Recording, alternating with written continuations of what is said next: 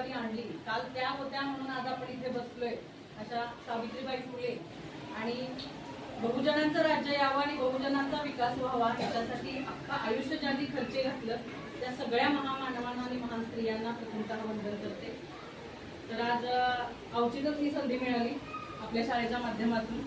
आयुष्य ही चांगली जगायची गोष्ट आहे, आयुष्य खूप सुंदर आहे, फक्त ते जगता आलं पाहिजे, त्याच्यासाठी आपण स्वतःच प्रयत्न केले पाहिजे।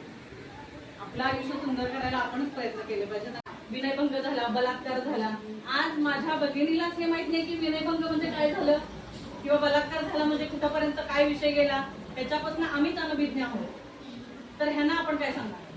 त्यासाठी आज माता पालक बोलवलं ती चांगलीच गोष्ट आहे, गरज आहे ती आपल्यापासून सुरुवात करायची। तुम्हाला जर सगळ्या गोष्टी तुम्ही केल्या तर आज आपल्या मुलींना आपण सांगू शकणार। आता शाळांमध्ये म्हणा किंवा इतर सामाजिक संस्था त्या सगळ्या गोष्टी म्हणजे प्रचार प्रसार हा होतोय की बाबा मुलांना काय सांगितलं पाहिजे, गुड टच बॅड टच ह्या गोष्टी म्हणा किंवा आणि ह्या ज्या काही घटना घडल्यात तुम्ही कधी पण ऑब्झर्वेशन करा किंवा बघा मागच्या घटना की कुठल्या तिराई व्यक्तीकडून अचानक येऊन ही घटना होत नाही। ज्या घटना घडलेल्या आहेत त्या आपल्या आसपासच्या बाजूच्या लोकांपासून किंवा नातेवाईकातले कोण असतील तर ह्या माणसाकडूनच ह्या घटना घडल्या। मग त्याच्यासाठी प्रश्न हा आहे की विश्वास कुणावर ठेवावा, बरोबर आहे ना? विश्वास कुणावर ठेवावा, पण मी म्हणते विश्वास कुणावरही ठेवायचा नाही। काळ बदलला, परिस्थिती बदलली, तसं आपल्यालाही मोल्ड होणं गरजेचं आहे। आपल्याला फक्त चौकस व्हायचं, आपल्याला विश्वास ठेवून आंधळं व्हायचं नाहीये। आपल्याला 5 ज्ञानेंद्रिय आहेत, बरोबर?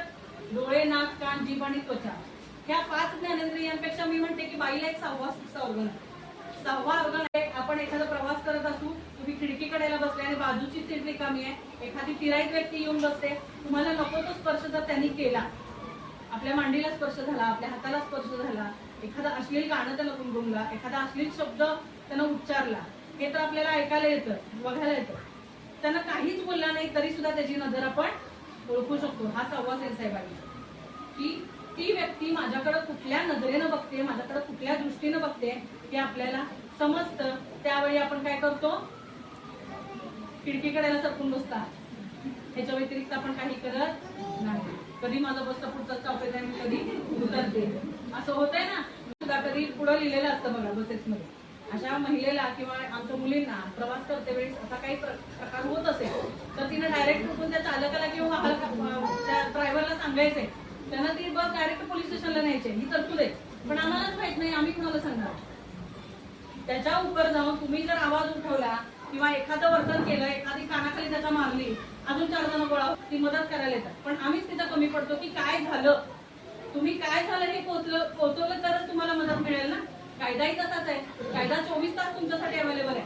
अगदी रात्री 12 वाजता, 1 वाजता, 2 वाजता जरी आला तरी पोलीस स्टेशन उघडं आहे, तुम्ही कधीही कायद्यापर्यंत पोहोचू शकता। तर त्याला पोहोचण्याचे मार्ग वेगवेगळे। आता गाव लेवलला आपल्या इकडे पोलीस पाटील आहेत,